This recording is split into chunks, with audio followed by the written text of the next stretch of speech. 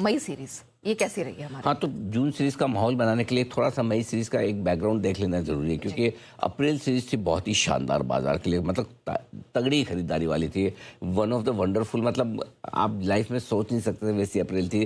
तो जब आमतौर पर जब बहुत बड़ी सीरीज आपके लिए बन जाए तो अगली सीरीज में थोड़ा सा टाइम पास होना ठीक है, रीजनेबल है, बनता है। वही हुआ है मई सीरीज की शुरू में। निफ्टी 82 पॉइंट और बैंक निफ्टी 300 पॉइंट नीचे गिर कर बंद हुआ। अब 82 पॉइंट मतलब क्या, इवन ½ % भी नहीं।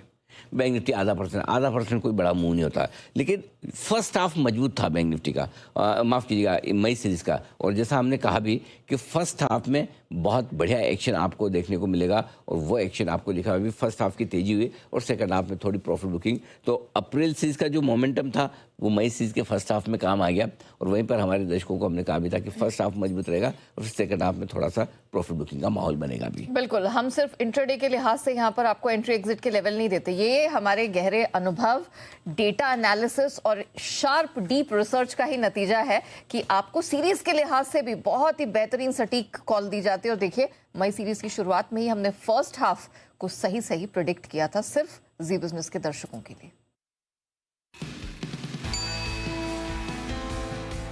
जब अप्रैल सीरीज का बोल रहे थे चिल्ला चिल्ला के कि अप्रैल में बढ़ेगा बढ़ेगा बढ़ेगा, ये लीजिए 4 चीजें बता रहा हूँ एक साथ, किसी को नहीं सुनना था। मई सीरीज के डेटा पॉजिटिव है, मई सीरीज का इतिहास पॉजिटिव है, मार्च सीरीज से अप्रैल और मई सीरीज के लिए इंडिकेशन ले तो वो पॉजिटिव है। और ये नोट करके रखिएगा, वापस से जब जून सीरीज के पहले दिन ये डेटा काम आएंगे, हम फिर प्रोमो बनाएंगे। अप्रैल सीरीज के पहले दिन भी यही कॉन्फिडेंस था। ये कॉन्फिडेंस इसलिए आया कि सीरीज के पहले दिन आमतौर पर अच्छी तेजी होती है। मई सीरीज का आउटलुक भी पूरी सीरीज का पॉजिटिव दिया था। बताया भी था कि अगर मार्च की सीरीज पिछले 10 में से 4 साल नेगेटिव रही है तो अप्रैल की सीरीज और मई की सीरीज दोनों पॉजिटिव रही है।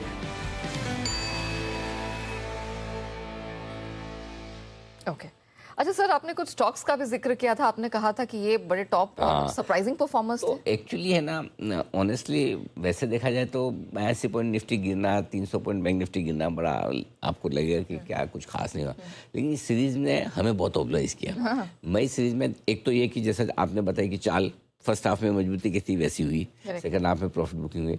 दूसरा, जो निफ्टी वायदा कारोबार में टॉप गेनर और लूजर थे वो एग्जैक्टली वही थे जो हमारे ऑल टाइम फेवरेट है। For example, can you believe, Voda idea 42% दौड़ा है एक सीरीज में। 42, जो लोग इतना नापसंद करते थे, पानी पी पी के कुछ बिना पिए भी कोसते थे, हाँ, तो अब देखिए इसी ने कमाल किया।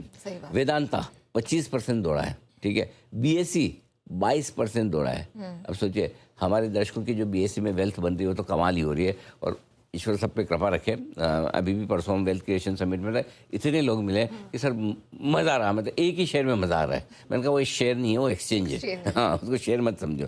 फिर ये तो बढ़ने वाले में, गिरने वाले में भी हमारा फेवरेट था इस बार शॉर्ट साइड पे कैंस, सबसे टॉप लूजर वही था, ठीक है। 20% वो गिरा। कल्याण ज्वेलर्स 12-13% वो गिर के बंद हुआ। तो बिल्कुल दोनों तरफ हमारे हिसाब से सीरीज बहुत ही बढ़िया रही है, कोई दिक्कत नहीं।